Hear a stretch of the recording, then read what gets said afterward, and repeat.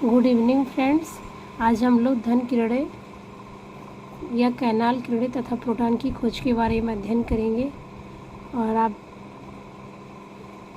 जिसको इंग्लिश में हम धन किरणों को पॉजिटिव रे कहते हैं और कैनाल किरणों को कैनाल रेज, और प्रोटॉन की खोज की जो इंग्लिश होगी वो डिस्कवरी ऑफ प्रोटॉन। तो यहाँ देखिए धन किरण को ही हमने कैनाल किरण या करके लिखा है, तो आप इसको समझिएगा कि धन किरण को ही कैनाल किरण का नाम दिया गया है।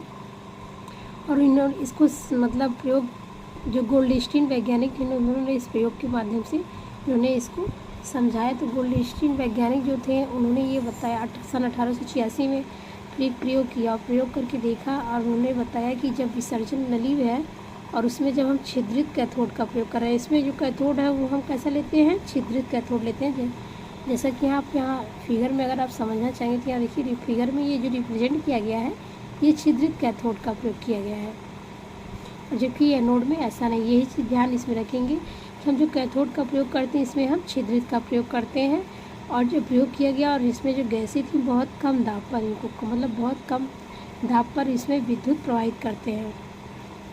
बहुत दाब होती है, बहुत कम होती है, उसमें विद्युत प्रवाहित करते हैं। और ये चीज़ हमें देखते हैं जब इसमें विद्युत प्रवाहित करते हैं पूरी सर्किट में, तो हम एक चीज़ देखते हैं क्या होता है कैथोड के पीछे, मतलब इस छिद्रित कैथोड के पीछे क्या होता है, दीप्ति मतलब एक प्रकाश उत्पन्न होता है। जैसा कि चित्र है आप यहाँ पे इसको देख रहे हैं, वो डार्क बनाया गया है, इसलिए यहाँ पे दीप्ति उत्पन्न होती है। और फिर यहाँ उन्होंने ये चीज़ बताया कि जो छिद्रित कैथोड का प्रयोग हम करने पर में धन किरणें जो उत्पन्न होती हैं, मतलब ये छिद्रित कैथोड का प्रयोग कर रहा है इससे जो धन किरणें पास आउट मतलब निकल रही हैं, और ये कैथोड की जो किरणें हैं वो कैथोड के छिद्र में से होकर गुजरती हैं, इसलिए इन्हें हम कैनाल रेज भी कहते हैं। और फिर इसके बाद जब विद्युत विसर्जन के दौरान जो उच्च ऊर्जा वाले तीव्रगामी इलेक्ट्रॉन होते हैं वो गैसीय अणु अथवा क्या होता है, परमाणुओं से टकराते हैं। मतलब इसमें जो अणु है गैसीय अणु वो इसे टकराते हैं, और टकराने के बाद क्या होता है वो एक या एक से अधिक इलेक्ट्रॉनों का उत्सर्जन करते हैं। जिससे कि आप यहाँ देख रहे हैं इलेक्ट्रॉन आपको दिखाई दे रहा होगा, जो नेगेटिव है वो इलेक्ट्रॉन है। और क्या होता है उसके बाद, और उन पर समकक्ष धन आवेश आ जाता है। और जो यहाँ पे मतलब जो आपस में टकराते हैं तो उन पर एक समकक्ष देखिए धन आवेश भी आपको एक धन पार्टिकल दिखाई दे रहा है और एक नेगेटिव पार्टिकल, तो इस प्रकार से धन ऋण आवेश आ जाता है।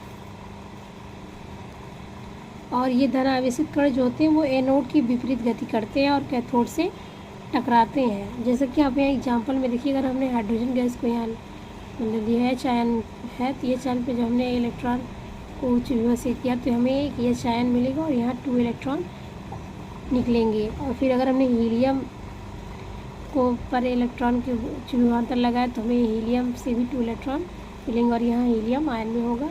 इस प्रकार से उन्होंने बताया। फिर इस प्रकार से जो धन किरणें तथा कैथोड किरणों की जो उत्पत्ति हुई मतलब माना गया वो गैसों में कम दाब तथा उच्च विभव पर विद्युत चालन की व्याख्या करती है।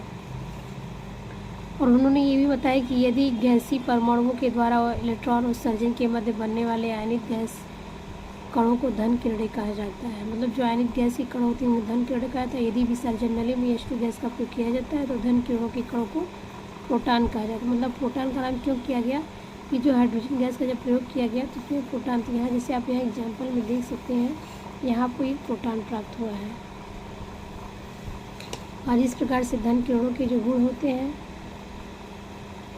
हम देखते हैं कि ये किरणें जो होती हैं वो सीधी रेखा में कैथोड किरणों की विपरीत दिशा में चलती हैं, और इन किरणों की गति जो होती है कैथोड किरणों की अपेक्षा बहुत कम होती है। और तीसरा पॉइंट क्या है, विद्युत क्षेत्र में धन किरणें ऋण प्लेट की ओर मुड़ जाती हैं। इससे सिद्ध होता है कि इन पर धनावेश होता है, मतलब उसकी वो विपरीत अगर मुड़ेंगी, क्योंकि अगर उन पर धन है तो ऋण की तरफ मुड़ेंगी और ऋण है तो धन की तरफ, इससे सिद्ध होता है कि इन पर धनावेश होता है और ये किरणें चुंबकीय क्षेत्र में विक्षेपित हो जाती हैं। अब हम यहाँ देखते हैं अगला पॉइंट उन्होंने क्या बताया। उन्होंने ये बताया कि किरणें जो होती है फोटोग्राफिक प्लेट को प्रभावित भी करती हैं। और उन्होंने ये भी बताया कि धन किरणों पर एक या एक से अधिक इकाई धनावेश हो सकता है, क्योंकि विसर्जन नली में भरी गैस के परमाणुओं में से एक या अधिक इलेक्ट्रॉन निकल सकते हैं। मतलब उनमें से एक इलेक्ट्रॉन भी निकल सकते हैं और एक से अधिक भी इलेक्ट्रॉन निकलेंगे, तो उनका जो आवेश होगा मतलब एक से अधिक हो सकता है, एक भी हो सकता है। फिर अब यहाँ प्रोटॉन की विशेषता दिखाया गया है। प्रोटॉन जो होता है प्रत्येक परमाणु के नाभिक का धनावेश मौलिक कण होता है, जिसे हम 1s1 से प्रदर्शित करते हैं। इस पर इलेक्ट्रॉन के बराबर परंतु विपरीत आवेश धनावेश होता है, मतलब इलेक्ट्रॉन पे माइनस होता है और प्रोटॉन में प्लस होता है, बस इतना ही आवेश का फर्क होता है। और ये आवेश की मूल इकाई होती है प्रोटॉन। प्रोटॉन का जो द्रव्यमान होता है 1.672 × 10⁻⁻24 ग्राम होता है, और जो उसकी त्रिज्या होती है 10⁻13 सेंटीमीटर होती है। और जो चौथा पॉइंट है, प्रोटॉन प्रत्येक परमाणु के नाभिक में स्थित होते रहते हैं। और फिर हम पांचवा पॉइंट देखते हैं, तत्वों के भौतिक गुण उनके नाभिक में उपस्थित प्रोटॉनों की संख्या पर आधारित होते हैं। कहने का अर्थ ये जो उनका फिजिकल प्रॉपर्टी है वो हम प्रोटॉन नंबर्स पे डिपेंड करते हैं। अब हम आज यहाँ न्यूट्रॉन की भी खोज देखेंगे कि डिस्कवरी ऑफ न्यूट्रॉन की खोज किस प्रकार से हुआ। तो देखिए, न्यूट्रॉन की खोज जेम्स चैडविक वैज्ञानिक ने उन्होंने किया था। उन्होंने 1932 में क्या किया, जब बेरिलियम था बोरान आदि हल्के तत्वों पर तीव्र गति के अल्फा कणों की बमबारी की, तो उनसे उदासीन भेदी किरणों का उत्सर्जन होता है, जिन्हें न्यूट्रॉन उन्होंने बताया। और ये कण जो है विद्युत और चुंबकीय क्षेत्रों में विक्षेपित नहीं होते, मतलब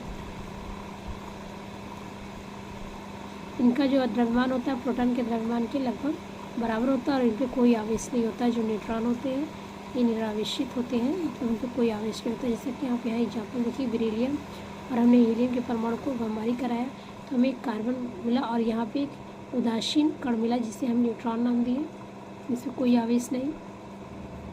अब यहाँ हम न्यूट्रॉन की विशेषताएँ देखते हैं। कैरेक्टरिस्टिक्स ऑफ न्यूट्रॉन्स का क्या है, हाइड्रोजन को छोड़कर शेष सभी तत्वों के परमाणुओं के नाभिक में न्यूट्रॉन उपस्थित होता है, मतलब ये 1s1 ऐसा है जिसमें न्यूट्रॉन की संख्या नहीं होती। यहाँ जो देख रहे हैं ये परमाणु भार है इसका, और ये एक परमाणु क्रमांक है। अगर दोनों को में से घटाया जाए तो शून्य आएगा, तो शून्य उसका न्यूट्रॉन या न्यूट्रॉन मतलब उपस्थित नहीं होता है। अतः ये किसी भी परमाणु का मूल कण है।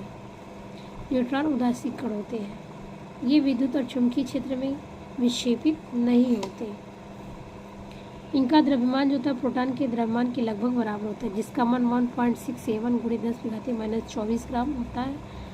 और न्यूट्रॉन की त्रिज्या लगभग 10⁻13 सेंटीमीटर होती है। और विद्युत उदासीन होने के कारण इनके विशिष्ट आवेश का मान जो होता है E/m का मान होता है वो 0 होता है, किसका, न्यूट्रॉन का।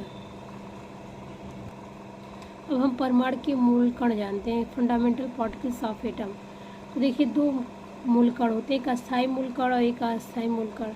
तो अस्थायी मूल कण में आप जानते ही हैं इलेक्ट्रॉन प्रोटॉन न्यूट्रॉन होता है, और अस्थायी मूल कण में जो होते हैं वो जैसे मेसान कण, इसको हम अस्थायी कण कहते हैं, स्थायी कण नहीं कहते हैं। और हम जानते हैं सभी लोग कि परमाणु जो होता है वह सूक्ष्म कणों से मिलकर बना है, जिन्हें हम मूल कण कहते हैं। और परमाणु में पाए जाने वाले मूल कण दो प्रकार के होते हैं। पहला इसमें अस्थायी मूल कण, तो ये कण जो होते हैं परमाणु के बाहर स्वतंत्र अवस्था में रह सकते हैं, उन्हें हम अस्थायी मूल कण कहते हैं, जैसे इलेक्ट्रॉन प्रोटॉन न्यूट्रॉन। और अस्थायी जो मूल कण होते हैं वो ये जो कण होते हैं वो परमाणु के अंदर और बाहर उनका क्षणिक अस्तित्व होता है, मतलब कुछ समय के लिए होता है, जैसे मेसान कण। और पाई मेसान भी 3 प्रकार के होते हैं, एक पॉजिटिव पाई मेसान, एक नेगेटिव पाई मेसान और एक पाई उदासीन मेसान। यह यहाँ पे सुने। और इसको हम जो मेसान कण है इसके बारे में फिजिक्स जो सिलेबस है उसमें आप लोग पढ़िएगा, क्लास 11th या 12th में है ये। तो आज यहीं तक। अगर हमारा पढ़ाई आप लोग को समझ में आता तो प्लीज़ हमारे चैनल को सपोर्ट करिए और ज़्यादा से ज़्यादा लाइक और शेयर करिए। धन्यवाद।